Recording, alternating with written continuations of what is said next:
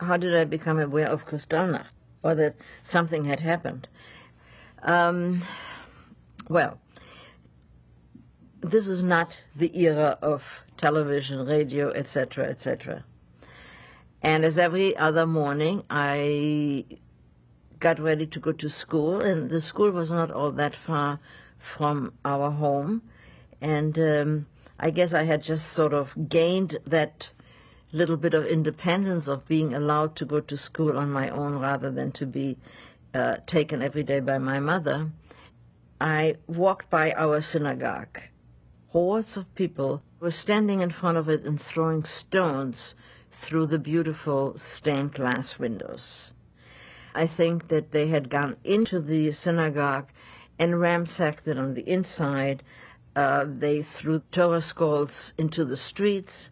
And as soon as I got into the school, teacher sat us down, and she said, "Something terrible has happened overnight, and your parents have been alerted to this, and they will come to pick you up."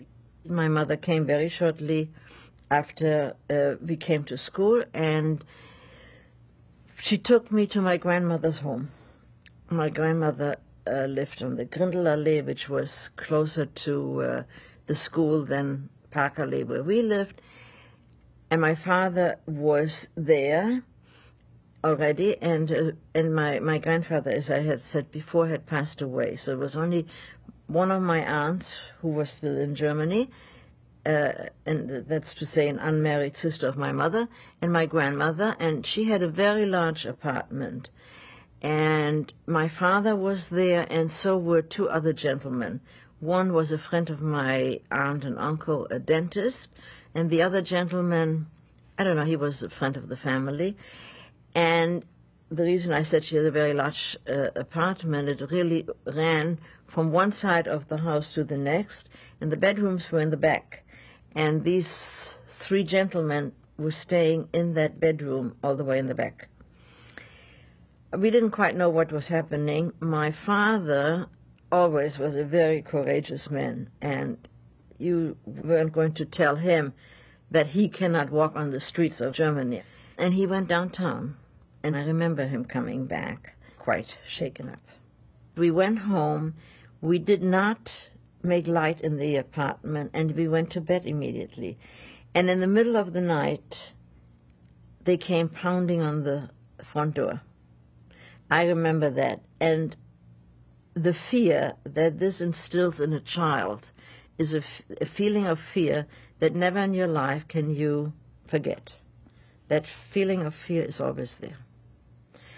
And evidently, now, we never came to know this for sure. A next-door neighbor opened her door finally and said, "Why are you making so much noise? People are sleeping." And they said, "Well, we want these Jews," and so on. She said, "They're not home." So they left. Now, did she know we were home and she really didn't want us to be arrested and taken away? Or did she really think we weren't home and so on? We never found that out.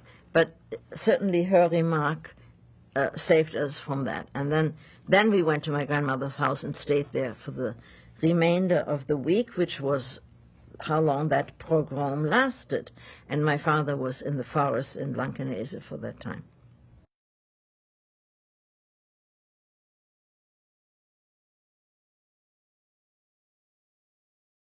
When we Jews talk about the Torah scrolls, this is the basis of our belief. This is the basis of our observance. This is the basis of our lives. This was thrown into the streets. It was torn up. It was desecrated by hordes of people who had absolutely lost all respect of any other people's religion. It works itself right into the fact that you hate for the sake of hating, but you really don't know why you're hating.